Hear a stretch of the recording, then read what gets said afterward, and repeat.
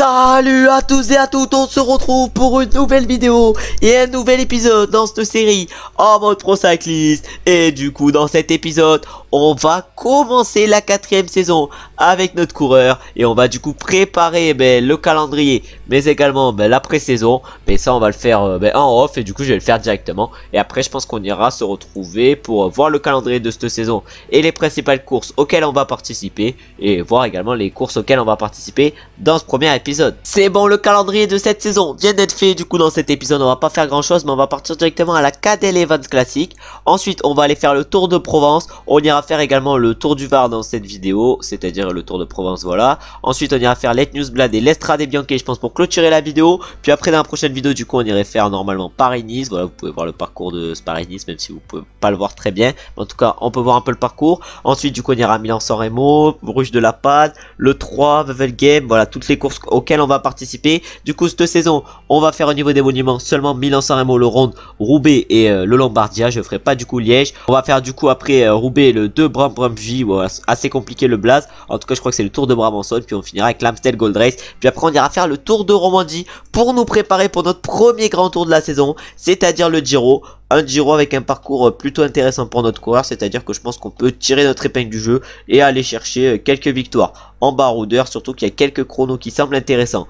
On pourra peut-être jouer la victoire. Ensuite du coup on ira faire le Tour de France, on ira faire avant déjà les championnats de France sur route et en chrono. Je pense que des championnats de France peuvent nous convenir sur les deux parcours. Puis après on ira sur le Tour de France. J'ai choisi de partir également sur le Tour de France parce qu'il y a 4 chronos, même si lui c'est un chrono par équipe. On a d'autres chronos individuels, chrono de 46 km assez intéressant et un chrono de 50 km. Et la première étape est également 7 km de chrono, c'est-à-dire que je pense qu'on peut remporter des courses. Et en plus les étapes sont plutôt intéressantes, c'est-à-dire que je pense qu'on peut remporter quelques étapes en baroudeur et il y a moyen de réaliser un meilleur Tour de France que sur la précédente saison. Ensuite après le Tour de France du coup vous avez pu le voir, mais on ira faire Bemer Classic, Tour du Benelux. Ensuite on ira un peu se préparer avec des classiques World Tour comme la Bretagne Classique, la Classique Québec ou encore la Classique Montréal. Et après on ira se préparer pour le Lombardia avec le Giro dell'Emilia, les 3 vallées varesines ou encore pas le Lombardia, parce que le Lombardia ça sera la course. En plus le Lombardia, le parcours peut nous convenir parce qu'il n'y a pas énormément de gros cols, c'est-à-dire que je pense qu'on peut peut-être sortir notre épingle du jeu. Et pour clôturer la saison on ira du coup faire Paris Tour. Bon, j'espère que le calendrier vous plaît sur cette saison. Dites-moi ce que vous en pensez dans les commentaires. Et maintenant on va partir du coup directement au départ de notre première course du coup de la saison, c'est-à-dire la Cadel Evans Classic. On va essayer de bien nous lancer. On est du coup au départ de la Cadel Evans Classic. On a une superbe note vu qu'on a un bon moins 5. C'est nickel pour bien commencer la vidéo. On a du coup un rôle d'équipier sur cette course. On doit travailler en tête de groupe 25 km. On va essayer de faire ça. Le maillot Groupama FDJ est pas mal stylé. De toute façon c'est le même qu'en IRL. Et on va se retrouver directement dans le final pour voir qui c'est qui est la capacité de remporter cette course. On arrive dans le final de cette Cadel Evans Classic. Du coup on a réussi l'objectif du jour vu qu'on a fait 44 km sur les 25 qu'on devait faire. J'ai dit Cadel Evans Classic, en tout cas sur cette classique de Cadel Evans. En tout cas on va essayer, pourquoi pas, d'aller chercher une place d'honneur. On espère que notre coéquipier Arnaud Démarre va bien performer. En IRL c'est pas trop ça au niveau des sprints. On espère qu'il va se remettre un peu et nous on espère aller chercher une place correcte. Et ça va être, j'ai l'impression, Lamperti, le coureur de la Jumbo Visma, et même pas. Et si il va quand même s'imposer, mais j'ai cru qu'il allait se faire doubler sur la ligne. Mais il s'impose quand même sur ce Cadel Evans Classique devant Fernando Gaviria et Nils Sekov. Ensuite on a Van Poppel qui finit 4ème, Andersen 5ème et on a roulé pour Arnaud Démarre qui ne fait malheureusement que 10ème sur cette course. Bon, moi on a réussi l'objectif qu'on devait faire. Et maintenant on va partir pour le Tour de Provence. On va se retrouver directement au départ de la première étape pour voir quel est l'objectif sur cette course. On est au départ de la première étape du Tour de Provence et du coup on a un rôle d'équipier sur cette première étape. On doit travailler en tête de groupe 20 km. On va du coup essayer de faire ça. La forme est en train de monter, on a maintenant 85% de forme et on va essayer de bien gérer sur cette première étape et de réaliser l'objectif d'équipier. On va se retrouver directement dans le final pour voir si on a peut-être la capacité d'aller chercher un petit quelque chose ou de pas perdre de temps en vue du classement général. On arrive dans le final du coup de cette première étape du Tour de la Provence. On a fait 20 km sur les 20 qu'on devait faire du coup en tête de groupe. Et là l'objectif ça va être de gérer dans cette dernière montée, surtout que ça accélère devant pour nos coéquipiers, c'est-à-dire David Gaudu et Germany. David Gaudu il est pas en extrêmement grande forme sur cette course, il a que 74% de forme, mais j'ai l'impression qu'il revient de blessure. Nous on n'est pas au mieux malheureusement dans cette espèce de montée. Bon, on va essayer de se replacer un peu, on va utiliser du coup le faufilement, on va se mettre à effort curseur 85 et l'objectif ça va être de se replacer au maximum pour essayer pourquoi pas d'aller chercher une place d'honneur sur cette course, parce que nos stats en sprint et en accel je pense peuvent nous en permettre. En tout cas, là, c'est en train de craquer pour quelques coureurs. Vermeil qu'il est en train de craquer. Et nous, malheureusement, est en train de se faire distancer par le groupe où sont nos coéquipiers David Gaudu et Germany. C'est pour ça qu'il va falloir essayer d'aller les chercher. On va tout donner. Il reste encore 5 km. On prend le jet énergétique. Ça accélère devant. Il se passe trop de choses dans ce final. C'est Julien Alaphilippe, justement, qui a accéléré. Ah, nous, malheureusement, on est un peu mal placé dans ce final de course. Il reste encore 3 km. Un peu moins de 3 km. Julien Alaphilippe accélère. Oh là là, Julien Alaphilippe, il en a mis une belle. Julien Alaphilippe, il en a mis une belle. Il s'envole sûrement vers la victoire. Encore, il a peut-être accéléré d'un peu trop tôt. J'espère pour nous qu'il a accéléré d'un peu trop tôt. Nous, on va tenter quelque chose. On lance le sprint. Il y a tout le monde qui lance le sprint. Lui, il semble très costaud. Alaphilippe ne s'imposera pas. Est-ce que Sandy Dujardin va gagner non plus? Et ça va être Remco Evenepoel qui va remporter cette première étape du Tour de la Provence. Devant Parzini. Et nous, on va chercher une excellente 3e place avec notre coureur. Et c'est peut-être une petite surprise d'aller chercher une 3e place sur cette première étape. Sandy Dujardin va chercher la 4e place. Et Julien Alaphilippe la 5e. Notre coéquipier Gaudu va chercher la 6e place. Vraiment une course d'équipe exceptionnelle ou plutôt bonne. Et maintenant on va partir pour la 2e étape où on va se retrouver, je pense, directement dans le final. Bon, malheureusement avec notre coureur on vient de se faire distancer avant la montée finale. Malheureusement le moins 4 nous a fait mal aujourd'hui sur cette 2e étape. Et du coup on a réalisé l'objectif du jour qui était de travailler en tête de groupe. 20 km, on en a fait 25, c'est-à-dire qu'on a même fait mieux que l'objectif d'équipier. Et maintenant on va se mettre sur la ligne d'arrivée et on va voir qui c'est qui remporte cette 2e étape, en espérant que notre coéquipier David Gaudu aille chercher un bon résultat. Ah, j'ai oublié de montrer, mais le premier arrivé du coup c'est Remco Evenepoel qui avait remporté la première étape, qui remporte du coup la 2e devant son coéquipier Van Wilder. Ensuite c'est Iribar qui va chercher la 3e place. La 4e place elle est pour Paul Bagné et la 5e pour Tiberi. Et du coup Gaudu il a été dans les choux sur cette étape. Et notre premier coéquipier c'est Axel Lorentz qui ne fait que 10e, c'est-à-dire qu'on a pas fait une bonne course d'ensemble aujourd'hui sur cette 2e étape. Et l'objectif ça va être de faire mieux sur la 3e étape où j'aurai sûrement encore une fois un rôle d'équipier et où on se retrouvera, je pense, encore une fois dans le final. On va aller voir du coup le profil de la 3e étape. Et la 3e étape ça sera un profil comme ça. Du coup je pense qu'on se retrouvera au pied de l'énorme montée qui a l'air quand même assez longue. Bon, maintenant c'est juste avant, on se retrouve au pied de l'énorme montée. C'est du coup une montée assez longue. Je crois qu'elle fait à peu près 12 km. Je sais pas où elle est ma souris. Voilà, ma souris elle est là. Et la montée du coup elle fait 11 km à 5,6%. C'est le col du Pillon. Et l'objectif évidemment ça va être de résister au meilleur dans cette montée. Une montée plutôt pour grimpeurs. Et du coup au niveau de la stratégie de course, on n'avait pas de rôle d'équipier aujourd'hui. On avait un rôle de classement par points. Et on va essayer pourquoi pas d'aller chercher un bon résultat sur cette étape. Je pense qu'on en a large les capacités. Et on va se retrouver un peu plus tard du coup dans ce col du Pillon où il n'y aura pas de points pour la montagne à gagner. Notre coéquipier Valentin Madouas vient d'accélérer. C'est du coup les Quick Step qui sont en train de rouler en tête. Les Soudal Quick Step qui mettent leur tempo. On a là ça commence à se regarder, mais on n'est plus que 106 dans ce peloton. Et c'est en train de craquer pour pas mal de coureurs. Nous l'objectif ça va être de les suivre dans cette énorme montée pour pourquoi pas pouvoir jouer la victoire dans le final. Les meilleurs sont en train d'attaquer les uns après les autres. Par contre j'ai parlé qu'aujourd'hui on n'avait pas un rôle d'équipier, mais on avait un beau plus d'aujourd'hui. Mais là je pense qu'il y a peut-être une différence à faire.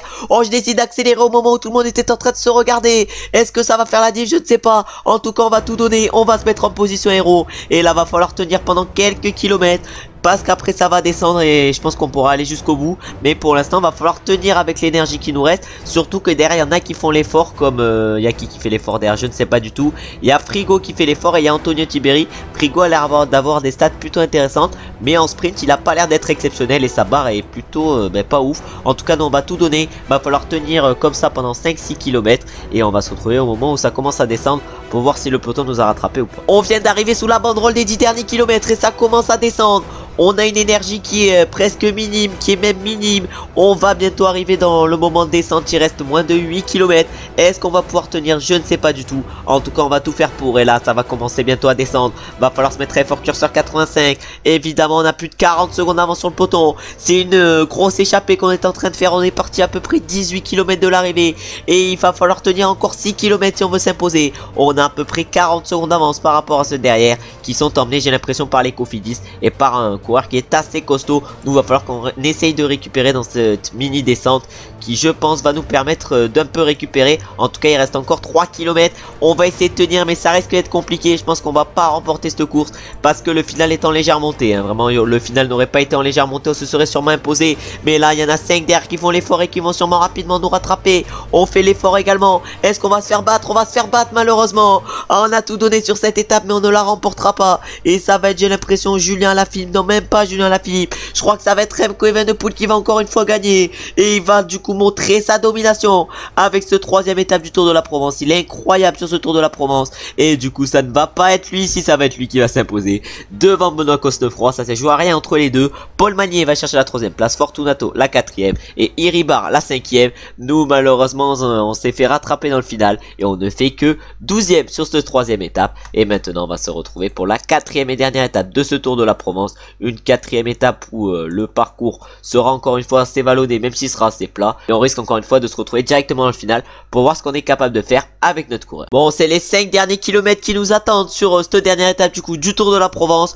On n'a eu aucun objectif sur cette course. On avait un rôle d'électron libre et de train de sprint. On n'avait pas de rôle d'équipier aujourd'hui. Et du coup l'objectif ça va être d'aller chercher pourquoi pas une petite place d'honneur. Notre 71 sprint 76 Axel peut peut-être nous aider dans ce final. Mais je pense qu'il va avoir de sacrés adversaires par rapport à nous. Surtout que notre barre n'est pas très élevée. En tout cas ça commence à lancer pour tout le monde. Combien allons-nous finir? Je ne sais pas du tout. Mais qui c'est qui va s'imposer? Ça va être Kielich qui va s'imposer largement sur cette dernière étape du Tour de la Provence. Il s'impose du coup devant Jérémy Lecros et Jordi Meus. On a Evenepoel qui finit 4ème, Dujardin 5ème, et nous on va chercher une excellente 8ème place sur cette dernière étape du Tour de la Provence qui aura été correctement réussie. On aura de toute façon participé à ce tour afin de faire des kilomètres et du coup d'arriver plus en forme pour nos principaux objectifs de la saison, c'est-à-dire le Giro ou encore l'Estrade Bianche. Et maintenant on va aller voir directement les podiums. Et du coup on peut voir les podiums de ce Tour de la Provence où, comme on a pu le voir, Kielich s'est du coup imposé sur cette dernière étape.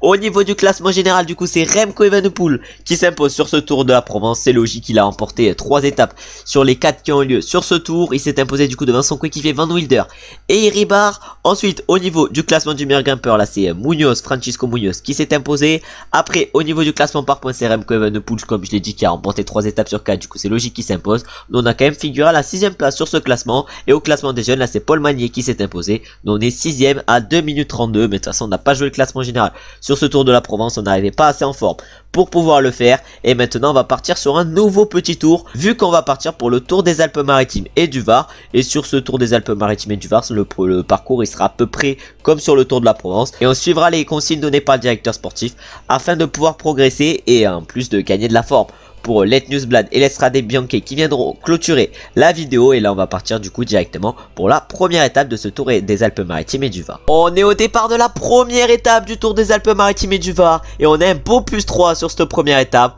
On a l'objectif de travailler 25 km en tête de groupe. On a un rôle de train de sprint et on va se retrouver directement dans le final sur cette première étape. Et je pense qu'on va faire comme sur le Tour de la Provence, c'est-à-dire que là on va se retrouver au départ, mais sur les étapes 2 et 3 on ne se retrouvera sûrement pas au départ. On est au pied de la montée finale sur cette première étape du coup du Tour des Alpes-Maritimes et du Var.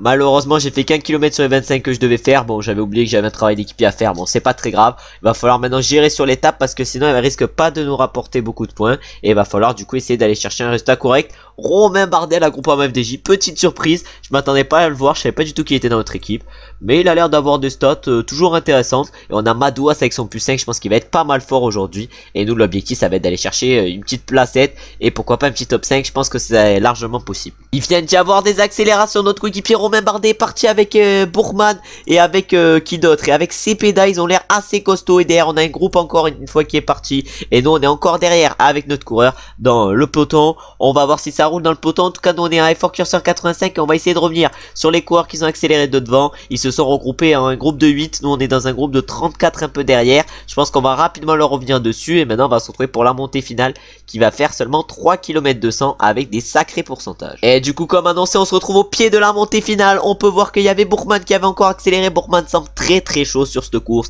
et je pense qu'il peut peut-être réaliser quelque chose. En tout cas nous on se met à Effort Curseur 85 et on va monter à notre rythme tout au long de la montée. À 2 km on prend le gel. On prend le gel à 2 km, on se met à Effort Curseur 87. L'objectif c'est de remporter, pourquoi pas cette étape au moins, aller chercher une place correcte vu qu'on n'a pas trop réussi l'objectif d'équipier qu'on avait à faire. Et Lenny Martinez accélère. Oh, Lenny Martinez semble très costaud pour la Nice Métropole et il accélère. Peut-être qu'il accélère un peu tôt, je ne sais pas du tout. Nous on va se mettre en faufilement. On va se mettre en faufilement et on va tenter quelque chose. Il reste encore 800 mètres. Encore 800 mètres. Est-ce qu'on est capable de battre Richard Carapaz qui s'est envolé devant, je ne sais pas. Et Axel Ziegler également qui s'est envolé.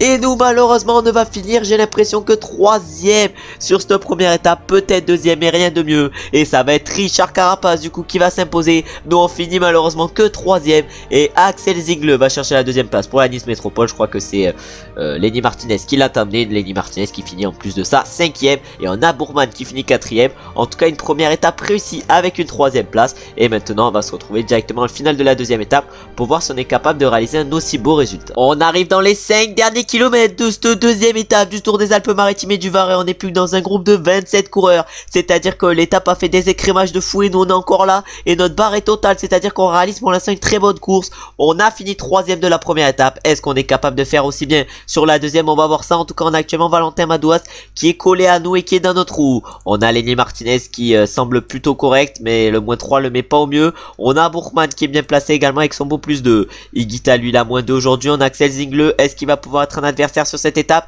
Ouais, j'ai l'impression que oui, parce qu'il a un beau plus 3. Nous on utilise le gel à plus de 2 km de l'arrivée, mais là on a Bourman qui accélère.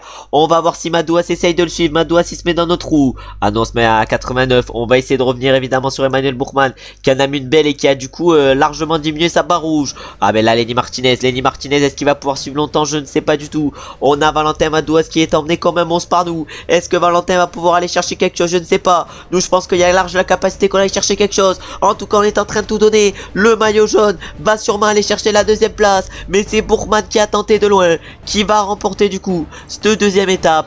Carapace, le maillot jaune actuel, ne fait que deuxième. Puis ensuite notre coéquipier Madouas qui a bien sucé notre roue finit troisième. Et nous on finit quatrième sur cette deuxième étape, c'est plutôt bien. Puis après on a Limrace qui finit cinquième. Encore une bonne étape pour l'instant. Ce début de Tour des Alpes-Maritimes et du Var est plutôt bon. Et on va voir si sur la troisième et dernière étape de ce tour on est capable de faire de bonnes choses. Et on va directement aller voir le profil justement de cette troisième étape. Une troisième étape où on va se retrouver sûrement au pied de la montée finale, le Mont Faron, parce que je pense qu'il ne se passera pas grand chose avant. On est au pied du Mont Faron, j'ai l'impression, et on est du coup à 4 km 700 de l'arrivée. C'est l'échappée qui va aller au bout sur cette étape. Et on va voir de quoi nous on est capable.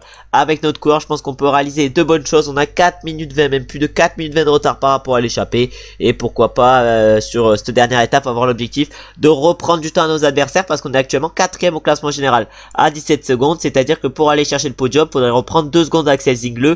Et les stats d'Axel Ziegler, elles sont pas trop faits pour résister par rapport à nous sur ce genre d'étape. En tout cas, on a Richard Carapace qui semble plutôt bien placé. On a différents adversaires qui sont bien placés. Là, on a Limray, je sais pas ce qu'il fout. En tout cas, il a tenté, j'ai l'impression, une petite Axel, le 6ème du classement général à 45 secondes, qui a déjà plus de barre rouge. Nous, on est en train, j'ai l'impression, de bien gérer cette étape. Et là, maintenant, c'est Iribar qui accélère, le 10ème du classement général. Ah ouais, mais il a déjà plus de barre rouge. Nous, on est en train, excusez-moi, de bien gérer. Bon, mais mes paroles sont un peu en dilettante. En tout cas, là, on est en train de tout donner. Il reste encore 1 km 600 avant le sommet. Le gel va être pris un peu trop tard, malheureusement, j'ai l'impression. En tout cas, je me mets fort curseur à 90. On a Richard Carapace qui vient de nous dépasser. Richard Carapace, est-ce qu'on est capable de le battre? Je ne sais pas du tout. Oh, on se fait gêner. On peut rien faire. On va lancer le sprint. Mais on s'est fait gêner dans ces derniers mètres et c'est Romain Grégoire du coup qui remporte cette étape. On est en train d'à peu près bien gérer sur cette troisième étape. Mais on va se faire gêner malheureusement, j'ai l'impression, par le total. Et du coup, on va sûrement finir deuxième du peloton. Derrière Louis Menchis, du coup, c'est Ben Drachstein qui va aller chercher la troisième place. Ensuite, on a Luca Creti qui va aller chercher la quatrième place. Et est-ce que nous, on est capable d'aller chercher la cinquième place ou c'est Louis Menchis qui va aller la chercher? Et c'est du coup Louis Menchis qui va aller chercher la cinquième place sur cette troisième étape. Nous, malheureusement, on ne finit que 6ème. Et après, on a Iribar et Higuita qui ont fini dans notre roue en 7ème et 8ème position. Et maintenant, on va aller voir les podiums de ce Tour des Alpes-Maritimes et du Var pour voir si on a réussi à reprendre du temps à nos adversaires sur cette dernière étape. Bon, on vient de faire, j'ai l'impression, un bon Tour des Alpes-Maritimes et du Var avec des bonnes étapes, des bons résultats. Et du coup, déjà, sur cette étape, on peut voir que Romain Grégoire s'est imposé. On met 11 secondes à Richard Carapace avec une petite cassure, c'est-à-dire que normalement, on devrait finir deuxième du classement général. Et oui, on finit deuxième du coup du classement général à 6 secondes de Richard Carapace. On réalise du coup un très bon Tour des Alpes-Maritimes et du Var. Le classement du meilleur grimpeur, il est pour Romain Grégoire, voilà, c'est bien ça. Ensuite, le classement par points pour Richard Carapace. Nous, on est deuxième sur ce classement. Et pour finir au classement des jeunes, là, c'est nous qui nous imposons avec 40 secondes d'avance sur Lenny Martinez. C'est-à-dire que ce Tour des Alpes-Maritimes et du Var vient d'être extrêmement bien réussi, même si le blast du tour est assez long. Et du coup, maintenant, on va mettre suivant et on remporte 54 points avec cette course. Et maintenant, on va partir directement pour l'N-Newsblad où on va se retrouver directement au départ pour voir quel rôle et quel objectif nous donne le directeur sportif. C'est maintenant l'homme loop qui nous attend et on a un beau plus 2 sur cette course. Malheureusement, on n'a qu'un rôle d'équipier. On a pour objectif du coup de travailler en tête de groupe 30 km et du coup de faire le rôle d'équipier. Bon, on va essayer de faire ça et on va essayer de concurrencer les meilleurs sur cette course. On a le rôle d'équipier pour notre coéquipier du coup Stéphane Cook. Je crois qu'on va avoir également Dylan Van Baarle qui risque d'être pas mal. Mais en adversaire face à nous, on aura des Mathieu Van Der Poel, des Wout van Aert et des Casper Asgreen. C'est-à-dire il va avoir une grosse adversité sur cette course. Mais je pense que notre 78 pavés peut nous être utile. Et je pense qu'on peut peut-être tenir les meilleurs tout en réalisant le travail d'équipier. Commence à se passer des choses sur cette N-Newsblad à moins de 50 km de l'arrivée. On a eu un petit coup dur dans l'équipe vu que notre coéquipier Dylan Van Baarle malheureusement a dû abandonner suite à une chute. Mais ça va, le peloton a complètement diminué. On n'est plus que 5 ans dans ce peloton. Mais il reste encore toute l'équipe. Il n'y a que Ben Turner qui a été distancé. Et nous je pense qu'on a large les capacités de réaliser une bonne course aujourd'hui. Va falloir suivre les mouvements de course. Voilà, c'est bien ça. Et du coup les Van Der Poel, Van Aert pour jouer la victoire. Mais je pense que si on arrive à les suivre, on a large moyen d'aller la chercher. Ça a accéléré à moins de 30 km de l'arrivée. Il y a Wout van Aert qui est parti avec le coéquipier Lievins de Mathieu Van Der Poel. Oh mais là c'est en train de rouler très fort. Nous on est plutôt bien placé avec notre coureur. Mais je pense que l'accélération de Van Aert a été faite un peu en vain. C'est-à-dire que je pense qu'il va se faire attraper assez rapidement. Mais il tente déjà des choses le Wout. Et nous je pense qu'on va pouvoir accélérer dans les deux prochains monts pavés. Parce que je pense qu'ils peuvent faire des cassures. Le premier mont pavé du coup arrive à 17 km de l'arrivée. Je pense qu'il y a moyen que Van Der Poel accélère dans ce mont pavé. C'est ce qu'il est en train de faire. Je l'avais parié qu'il allait accélérer. Mais moi je me fais gêner. Oh la gêne de fou. Oh non mais c'est aberrant. Mais c'est quoi ce tempo? J'avance pas, j'ai l'impression, dans ce mont pavé. J'arrive même pas à suivre Casper Asgreen qui est complètement cuit. Je vais en tenter une mais Van Der Poel s'est envolé avec Wout van Aert. Et nous malheureusement on n'a pas pu les suivre alors qu'on était très bien. Ah va falloir en tenter une. Là va falloir en tenter une. Il y a Kellan O'Brien qui nous a suivi. Il y a Mike Tennyson également qui était avec nous. Mais ils sont complètement cuits. C'est pour ça qu'il va falloir faire un gros effort. Encore 15 km. On va essayer de relayer avec eux. Mais là la victoire semble finito. Parce qu'il y a Van Der Poel et Van Aert qui sont partis devant. Oh le premier mont pavé a été compliqué. Mais Mathieu Van Der Poel a une crevaison, j'ai l'impression. Mathieu Van Der Poel vient d'avoir une crevaison. Il s'est du coup fait distancer par Wout van Aert. Ah ouais mais Mathieu Van Der Poel c'est une machine de guerre. Nous on va se mettre à effort curseur 92. Est-ce qu'on est capable de distancer ceux dans notre roue? Oui, il y a que Kellan O'Brien que je pense on ne va pas réussir à distancer. Mais normalement tous vont être distancés. Oh Brent Van Moor. Brent Van Moor, est-ce qu'il va pouvoir tenir? Brent Van Moor il va tenir. Lievins aussi va tenir. Je sais pas comment il fait pour tenir avec des stats comme ça. C'est bon, il tient plus. Mais du coup on est parti avec Kellan O'Brien. J'espère il va relayer avec nous parce qu'il y a large moyen qu'on aille chercher le podium en relayant à 2. J'ai l'impression qu'il veut relayer avec nous. Et là du coup on va relayer avec lui. Mais là encore reste encore un peu moins de 10 km avant l'arrivée. Va falloir pouvoir le tenir parce que notre barre jaune n'est plus très élevée. Mais il y a 9 km à tenir. Ça risque d'être compliqué de revenir sur Van Aert et Van Der Poel. Mais il se regarde, du coup il y a peut-être moyen. Ah, énorme coup dur, Kellan O'Brien vient de nous attaquer. Mais il était largement meilleur que nous dans ce final. Et du coup il va sûrement nous battre aujourd'hui. Alors que devant c'est Mathieu Van Der Poel qui attaque Van Aert. Mathieu Van Der Poel, j'ai l'impression qu'il est en train de s'envoler vers la victoire. Nous on n'est pas au mieux avec notre coureur. On va du coup essayer de finir à 60 jusqu'à l'arrivée. Et on va se mettre bientôt là sur la ligne d'arrivée pour voir qui c'est qui s'impose sur cette course. Une course où je pense on devrait aller chercher normalement la 4ème place. Les premiers sont du coup en train d'arriver. Et moi qui m'attendais à que ça soit Mathieu Van Der Poel qui s'impose. Mais ce ne sera pas lui. Mais ça sera Wout van Aert du coup qui va s'imposer devant Mathieu Van Der Poel. Et à la 3ème place c'est Kellan O'Brien qui arrive. Et nous on va chercher un énorme résultat sur cette N-Newsblad vu qu'on finit 4ème. On avait de base un rôle d'équipier. On devait faire 30 km en tête de groupe. On a finalement fait que 27. Et le rôle d'équipier s'est transformé en rôle de leader vu qu'on va chercher une excellente 4ème place. Et Brent Van Moor va chercher la 5ème. Et du coup maintenant on va aller voir les podiums de ce Tom Loop N-Newsblad. Et aller voir du coup Wout van Aert sur le podium vu que c'est lui qui vient de remporter ce classique. Du coup on peut voir Wout van Aert sur les podiums. Des podiums qui sont très bien faits. Il s'est du coup imposé comme on a pu voir devant Van Der Poel et Kellan O'Brien. Et nous on a quand même réussi à aller chercher une excellente 4ème place. Et normalement on va bientôt passer au niveau 25 avec notre coureur. Niveau 25 qui est le symbole d'une amélioration des caractéristiques. Et ça je pense que ça peut être très intéressant. On remporte du coup 25 points après cet Tom Loop N-Newsblad. Et maintenant on va se retrouver pour le passage du mois. Et pour voir si on passe au niveau 25. Si on va passer au niveau 25. Et pour voir quelles sont les caractéristiques que nous pouvons améliorer. C'est bon, on vient de passer en mars. Et du coup on vient de remporter 65 points. On passe au niveau 25. Et le niveau 25 c'est bien le niveau où on va améliorer nos caractéristiques. On va voir où je vais choisir d'améliorer. Mais rien que le truc course par étape semble déjà intéressant. Point de vue du Giro, j'ai décidé d'améliorer en course par étape. Comme ça on va avoir un bon 74 montagne, un bon 80 chrono. On aura également un petit 79 endurance, un petit 74 prologue et un petit 74 récup. Bon je pense que c'était le niveau le plus intéressant en vue du Giro. Et du coup je vais mettre le point. On va mettre le point où? Bon, on va le mettre en observation le point. Et maintenant on va du coup partir pour l'Estrade Bianche avec ses nouvelles stats qui commencent à être bien intéressantes, même si là on peut pas encore les voir. Et on va se retrouver du coup directement au départ de l'Estrade pour voir quel objectif et plutôt quel rôle nous donne le directeur sportif sur cette dernière course de la vidéo. C'est l'Estrade Bianche qui nous attend et malheureusement on est -2 sur cette Estrade Bianche. Et en plus de ça on a l'objectif de terminer dans le top 15, c'est-à-dire que cet objectif va être très compliqué à aller chercher. Mais maintenant on peut voir nos nouvelles stats avec cette amélioration et du coup vraiment le 80 chrono fait plaisir, le 74 montagne fait plaisir également, le 74 récup également, c'est-à-dire qu'on a plein de stats qui commencent à rentrer dans le jaune. Ça commence à être plutôt pas mal. On verra si la prochaine progression nous fait autant progresser. En tout cas si on peut se retrouver après la prochaine progression avec un petit 75 montagne, 80 chrono, 76 prologue, 79 pavés, vraiment ça ne me dérangera pas. Et maintenant on va se retrouver un peu plus tard sur cette Estrade Bianche au moment où il commence à se passer des choses, parce que là c'est juste l'échappée qui va commencer à partir. Bon, le -2 sur cette Estrade Bianche est très compliqué à gérer malheureusement, et du coup là on est dans un groupe de 21, mais malheureusement le top 15 va être compliqué à aller chercher, parce que par exemple déjà devant on a un groupe de 7, puis on a un groupe de 3 encore devant. Pour l'instant là on est dans le top 15, mais il va pas falloir qu'il y en ait qui arrivent à distancer notre groupe, et on va se retrouver un peu plus tard sur cette Estrade, parce que pour l'instant nous on fait pas grand chose vu les jambes qu'on a, mais peut-être que s'il y en a d'autres qui commencent à rouler, à accélérer et tout, on pourra peut-être jouer la gagne, surtout si on arrive à récupérer dans les différentes descentes qui nous mènent jusqu'à l'arrivée. On arrive dans un nouveau secteur en pierre, on va essayer de suivre les meilleurs, mais là on n'était pas archi bien placé dans le groupe et ça commence à accélérer pour du coup les Donovan, les Dignam, les Queen Simmons,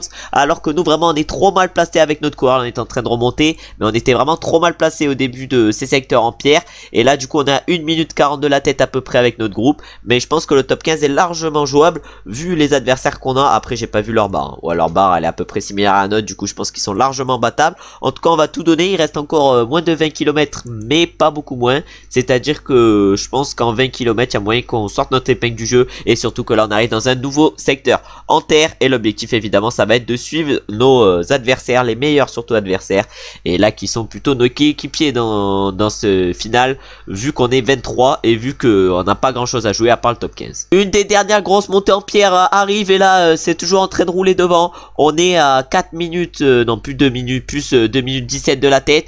Ils sont plus que 9 devant, c'est à dire que le top 10 est largement jouable sur cette course, mais il va falloir réussir à tenir les meilleurs, c'est à dire les Queen Simmons, les Mark Donovan, des beaux adversaires. Et on va voir en tout cas dans ce final si on est capable de les battre. Je pense qu'on en est largement capable, surtout que là il y a une espèce de descente qui va arriver, et après le final on y arrivera assez rapidement. Et là il y en a pas mal qui sont en train d'accélérer avant cette espèce de descente, et c'est Mike Donovan qui a réussi à faire un peu la différence, et derrière c'est Aleotti qui, j'ai l'impression, va être en train de rouler. Nous on est pas trop mal, on est là, on est en train d'essayer d'imposer un petit tempo, mais 6 km comme ça va être compliqué à tenir, et je pense que le top 10 va être difficile à aller chercher, même si ça va être je pense faisable. Allez, on arrive maintenant dans les 2 derniers kilomètres, on va se mettre à effort curseur 99, 1 km 900 encore à tenir, et là on donne tout dans ce dernier kilomètre. On donne tout ce qu'on a, là ça accélère, c'est Mark Donovan qui est en train d'accélérer. Oh, Fran Milojevic en tout cas s'impose sur cette Estrade, mais nous est-ce qu'on va être capable d'aller chercher le top 15? Je sais pas du tout. En tout cas on est en train de tout donner, nos adversaires complètement défaillants, on n'arrive même pas à les dépasser,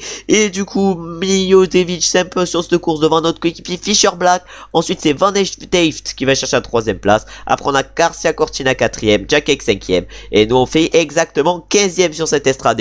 L'objectif c'était le top 15, on fait 15ème, l'objectif est du coup réussi pile poil, c'est nickel. Et maintenant on va aller voir les podiums de cette Estrade Bianche, où du coup Fran Milojevic vient de s'imposer. Et du coup on peut voir les podiums de cette Estrade, où du coup le coureur de la Bingol Milojevic s'est imposé devant notre coéquipier Fischer Black. Donc malheureusement le -2 nous a fait énormément mal sur cette course, parce que je pense que sans le -2 on aurait peut-être pu jouer la gagne, mais avec le -2 malheureusement on n'a pas pu suivre le groupe de tête. En tout cas on va chercher quand même une belle 15ème position sur cette Estrade Bianche, et on arrive en forme pour la course qui arrivera dans la prochaine vidéo, c'est-à-dire Paris-Nice, parce que là on est en train d'augmenter la forme, on est maintenant à 89%, ça monte doucement mais la fatigue au moins n'augmente pas, c'est-à-dire que je pense que sur Paris-Nice on va être pas mal avant d'attaquer les grosses classiques. Ça je pense pas que ça sera dans la prochaine vidéo, je pense qu'on ira faire juste Paris-Nice dans la prochaine vidéo, et après on attaquera toutes les principales classiques, et on devra je pense s'arrêter avec le round. En tout cas je vais vous remercier d'avoir regardé la vidéo jusqu'à la fin.